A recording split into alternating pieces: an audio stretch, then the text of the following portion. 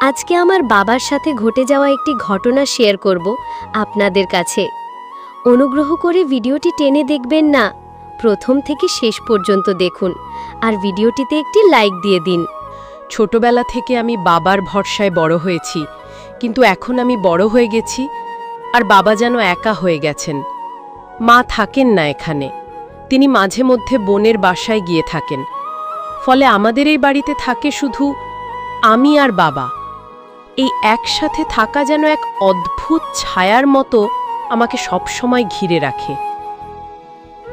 সকালবেলা আমি ঘুম ভাঙতেই বাবার খেঁকিয়ে ওঠা কাশির শব্দ কানে আসে। আমি ছুটে যাই তার ঘরে। তিনি বিছানায় অধশোয়া হয়ে তাকিয়ে থাকেন, চোখে মুখে অবসাদ। আমি জিজ্ঞেস করি ওষুধ খেয়েছেন কিনা। তিনি মাথা নেড়ে বলেন, তুই থাকলি আমার চিন্তা নেই।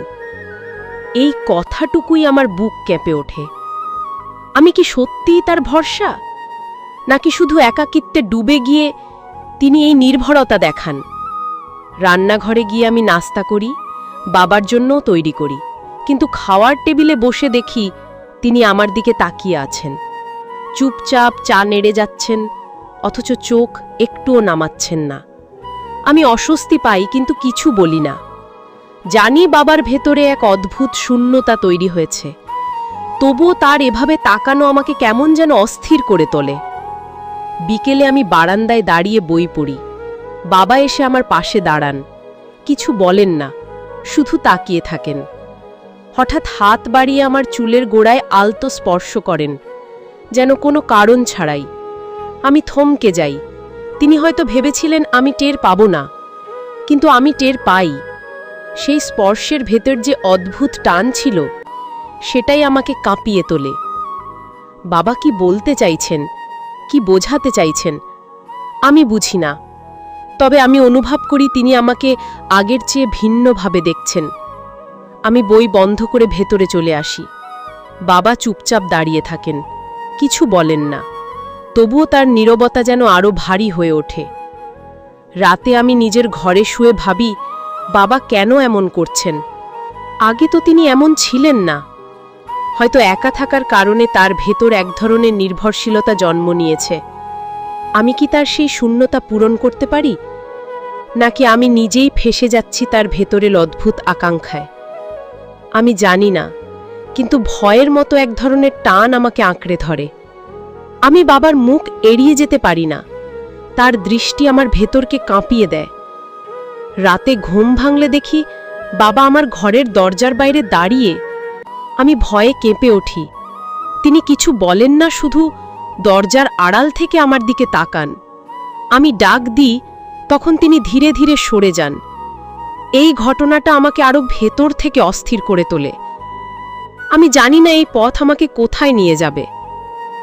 আমি বাবাকে ভালোবাসি, তার প্রতি মায়া আমার বুক ভরে রাখে, কিন্তু সেই মায়ার সাথে মিশে যাচ্ছে অদ্ভুত এক টান, যা আমাকে বিভ্রান্ত করে। আমি চাই মা এখানে থাকুক, অন্তত এই চাপা অস্বস্তি ভাঙুক, কিন্তু মা তো দূরে, বোনও নিজের সংসারে ব্যস্ত। আমি আর বাবা শুধু দুজন। এই ঘরে নিঃশব্দে সময় কেটে যায়। প্রতিটি মুহূর্তে আমি টের পাই বাবার ভেতর একটা পরিবর্তন হচ্ছে। তিনি আমাকে আগের মতো সাধারণভাবে দেখছেন না, বরং তার নীরবতার দৃষ্টি আমাকে আঁকড়ে ধরছে।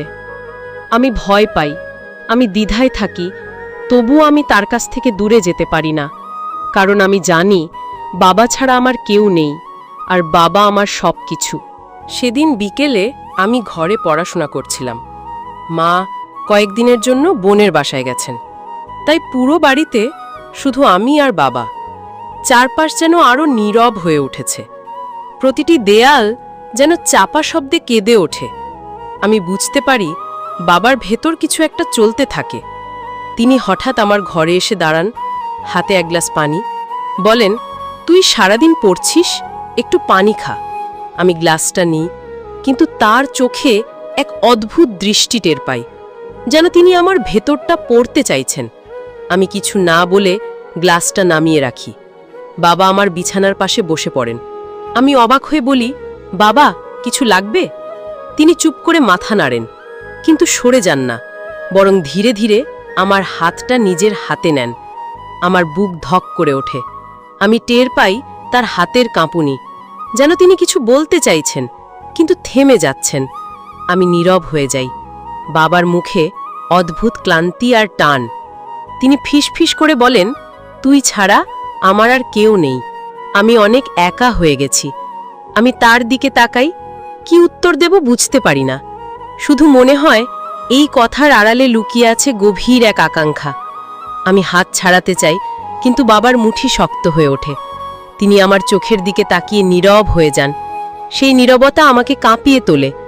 আমি মনে মনে চাই তিনি যেন সরে যান, কিন্তু তিনি নড়েন না, বরং ধীরে ধীরে আরও কাছে সরে আসেন। আমি কেঁপে উঠে উঠে দাঁড়াই, বলি, আমি রান্নাঘরে যাচ্ছি। বাবা তখন হঠাৎ থমকে যান, মাথা নিচু করে বলেন, যা। আমি বেরিয়ে আসি, কিন্তু আমার বুকের ভেতর ঢেউ খেলে যায়। আমি বুঝি বাবা কিছু করতে চাইছিলেন, যদিও শেষ পর্যন্ত করেননি। তবু সেই মুহূর্ত আমাকে ভীষণ অস্বস্তিতে ফেলে দেয়। রাতে খাবার সময় তিনি সাধারণভাবে কথা বলার চেষ্টা করেন, কিন্তু তার দৃষ্টি বারবার আমার উপর এসে থেমে যায়। আমি খেতে খেতে মুখ নামিয়ে রাখি, যেন চোখ মেললেই সব প্রকাশ হয়ে যাবে। খাওয়ার পর তিনি বসে থাকেন। আমি উঠতে চাইলে তিনি বলেন, আরও একটু বসো। আমি বসে যাই, কিন্তু ভেতরে ভেতরে অস্থির হয়ে পড়ি। বাবার হাত ধীরে ধীরে আমার কাঁধে আসে। আমি হঠাৎ কেঁপে উঠি। তিনি টের পান, আবার হাত সরিয়ে নেন, কিন্তু আমি বুঝি তিনি ভেতরে ভেতরে লড়ছেন। একদিকে তার ভালোবাসা আর অন্যদিকে এক অদ্ভুত আকর্ষণ। আমি জানি না এই অবস্থাকে কিভাবে সামলাবো। আমি তো তার মেয়ে, অথচ আমাদের মাঝে জমে উঠছে অদ্ভুত এক দূরত্বহীনতা, যা স্বাভাবিক নয়। আমি রাতে বিছানায় শুয়ে বারবার ভাবি, বাবা কেন এমন করছেন? তিনি কি একাকিত্বের কারণে ভেতরে ভেঙে পড়েছেন, নাকি আমার উপর তার নির্ভরশীলতা এতটাই বেড়ে গেছে যে সীমা ভেঙে ফেলতে চাইছেন? আমার চোখ ভিজে ওঠে। আমি বাবাকে হারাতে চাই না, কিন্তু তার এই আচরণ আমাকে ভেতরে ভেতরে ভেঙে দিচ্ছে। আমি চাই মা তাড়াতাড়ি ফিরে আসুন, যেন বাবার এই পরিবর্তন থেমে যায়। তবুও আমি জানি সামনের দিনগুলো আরও অস্থির হবে, কারণ বাবার নীরব দৃষ্টির মধ্যে আমি টের পাই তিনি থামবেন না। তিনি হয়তো আবারও চেষ্টা করবেন, আর আমি জানি না তখন আমি কিভাবে নিজেকে সামলাবো। রাতগুলো এখন আমার কাছে ভয়ের মতো হয়ে উঠছে। মা না থাকায় পুরো বাড়িটা নিঃশব্দ আর ভারী হয়ে থাকে। প্রতিটি করিডোরে হাঁটার সময় মনে হয় কারো পদশব্দ শুনতে পাচ্ছি, অথচ আসলে কেউ নেই। আমি জানি শুধু আমি আর বাবা আছি, তবুও মনে হয় এক অদৃশ্য উপস্থিতি আমাদের মাঝে ঘুরে বেড়াচ্ছে। সেদিন রাতে আমি আলো নিভিয়ে শুয়েছিলাম। হঠাৎ শুনলাম বাবার কাশি থেমে গেছে, বরং করিডোরে ধীরে ধীরে কারো হাঁটার শব্দ। আমি বুঝে যাই বাবা। তিনি আমার ঘরের দরজার সামনে এসে দাঁড়ান। আমি শ্বাস আটকে রাখি। দরজার ভাগ দিয়ে ছায়া দেখি। মনে হয় তিনি হাত বাড়িয়ে দরজা ছুঁয়ে আছেন, কিন্তু খুলছেন না। কয়েক মুহূর্ত পর তিনি ধীরে ধীরে সরে যান। তবুও সেই মুহূর্তটা আমার বুক কাঁপিয়ে দেয়। সকালে বাবাকে দেখে মনে হলো তিনি ভোরের কিছুই ঘটেনি। তিনি স্বাভাবিকভাবে কথা বললেন, নাস্তা খেলেন, কিন্তু তার চোখে একটা চাপা টান ছিল, যেন আমাকে কিছু বলতে চাইছেন অথচ বলছেন না। বিকেলে আমি বসে সেলাই করছিলাম। বাবা এসে পাশে বসলেন। আমার হাতের কাজ দেখতে দেখতে হঠাৎ আলতো করে আমার আঙুল ধরে ফেললেন। আমি চমকে উঠি। তিনি বলেন, কেটে ফেলিস? আমি জোর করে হাত সরাই, কিন্তু মনে হলো তিনি অজুহাত খুঁজছিলেন স্পর্শের জন্য। আমি চুপ করে থাকি। তার নীরবতা আরও ভারী হয়ে ওঠে। রাতের খাবারের পর আমি উঠতে চাইলে তিনি বলেন, আজ তাড়াতাড়ি ঘুমাবি না, একটু আমার সাথে বস। আমি বসি। তিনি গল্প শুরু করেন আমার ছোটবেলার, কিভাবে আমাকে স্কুলে নিয়ে যেতেন, কিভাবে আমি হাত ধরে হাঁটতাম। তার চোখে অদ্ভুত এক আবেগ, কিন্তু সেই আবেগের ভেতর চাপা আকাঙ্ক্ষা টের পাই। তিনি হঠাৎ বলেন, তোকে ছাড়া আমি একদম বাঁচতে পারি না। আমি কিছু না বলে মাথা নিচু করি। তিনি ধীরে ধীরে আমার দিকে সরে আসেন। আমি বুঝি তিনি আবার চেষ্টা করছেন আমার কাছাকাছি আসতে। তার হাত আমার কাঁধ ছুঁয়ে যায়। আমার বুক কেঁপে ওঠে। আমি উঠে দাঁড়াই। বলি, আমি পানি নিয়ে আসছি। তিনি কিছু বলেন না, শুধু তাকিয়ে থাকেন। সেই দৃষ্টি যেন আমাকে পুড়িয়ে দেয়। রাতে আমি ঘরে শুয়ে থাকি, কিন্তু ঘুম আসে না। হঠাৎ দেখি দরজা অল্প খোলা। বাবা নিঃশব্দে ভেতরে ঢুকলেন। আমি চমকে উঠে বসি। তিনি থেমে যান, বলেন, ঘুম ভেঙে দিলাম নাকি? আমি ভয়ে গলা শুকিয়ে ফেলি, কিছুই বলি না। তিনি ধীরে ধীরে বিছানার পাশে এসে দাঁড়ান, আমার মাথার কাছে বসে চুলে হাত বুলাতে চান। আমি সরে যাই, বলি, বাবা, আমি ঘুমাতে চাই।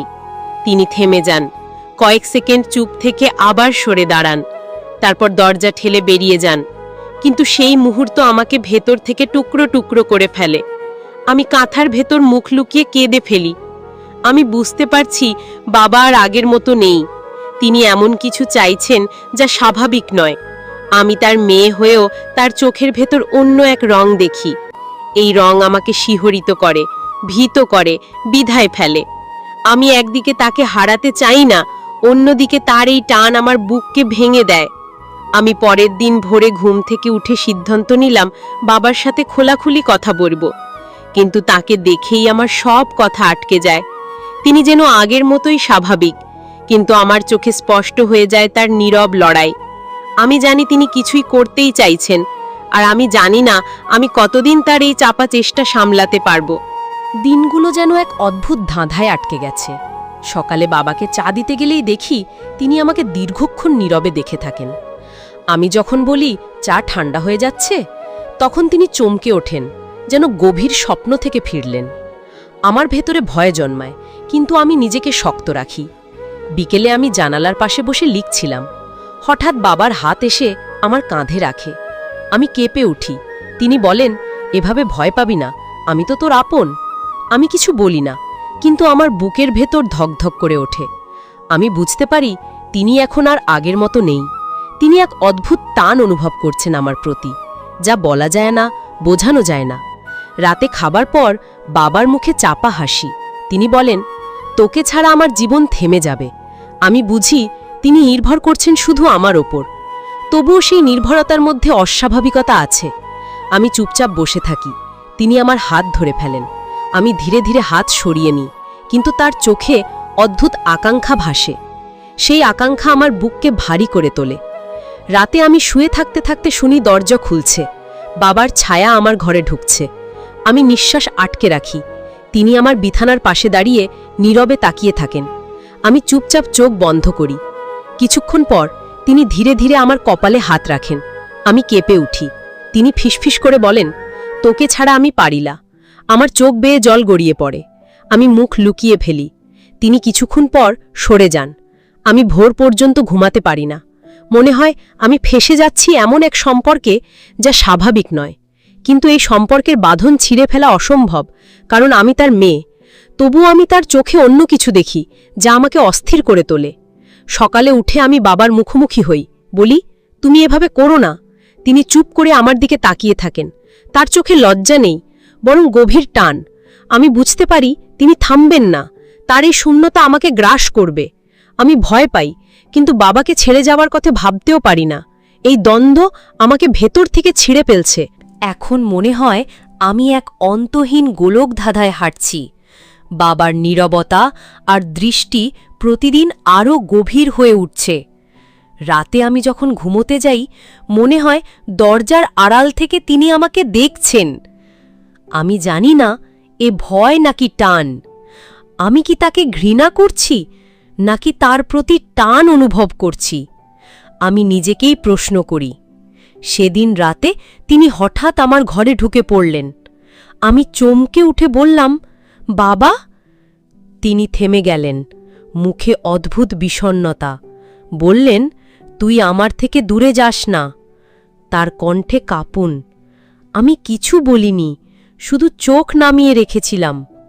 তিনি আমার হাত ধরে বসে পড়লেন বিছানায়। আমার বুক ধরফর করতে লাগল। আমি বললাম, তুমি আমাকে অস্বস্তি দিচ্ছ। তিনি নীরবে মাথা নেড়ে বললেন, আমি তোকে ছাড়া বাঁচতে পারব না। আমি আর কিছু বলতে পারিনি, শুধু মনে হচ্ছিল আমি এক অনন্ত অন্ধকারে আটকে আছি। সকালে তিনি স্বাভাবিক হয়ে গেলেন, যেন কিছুই ঘটেনি। আমি তাকে দেখে অবাক হয়ে ভাবলাম, মানুষ কিভাবে এমন ভেতরে ভেতরে বদলে যেতে পারে। আমি জানি না এই সম্পর্ক কোথায় গিয়ে দাঁড়াবে, কিন্তু আমি বুঝি আমাকে একটা সিদ্ধান্ত নিতেই হবে, না হলে আমি নিজেকে হারিয়ে ফেলব। বিকেলে আমি বাবাকে বললাম, আমরা অন্যভাবে থাকতে পারি না? আমি চাই তুমি আমাকে যেমন ছিলে তেমন দেখো। বাবা দীর্ঘশ্বাস ফেললেন, কিন্তু কিছু বললেন না। তার নীরবতা আরও ভয়ঙ্কর হয়ে উঠল। আমি জানি তিনি চাইলেও বদলাতে পারছেন না। আমি চোখ ভিজিয়ে বললাম, আমি তোমাকে ছেড়ে যেতে চাই না, কিন্তু তুমি যদি থামো না, আমি শেষ হয়ে যাব। আমার কণ্ঠে কান্না মিশে গেল। বাবা চুপ করে থাকলেন, তারপর ধীরে ধীরে ঘর ছেড়ে বেরিয়ে গেলেন। সেই রাতে আমি একা কেঁদে ঘুমালাম, জানি না সামনে কি অপেক্ষা করছে। হয়তো আমি বাবাকে বাঁচাতে পারব, হয়তো হারিয়ে ফেলব। তবু আমি তার মেয়ে। এই বন্ধন আমি কোনোভাবেই ছিঁড়ে ফেলতে পারি না।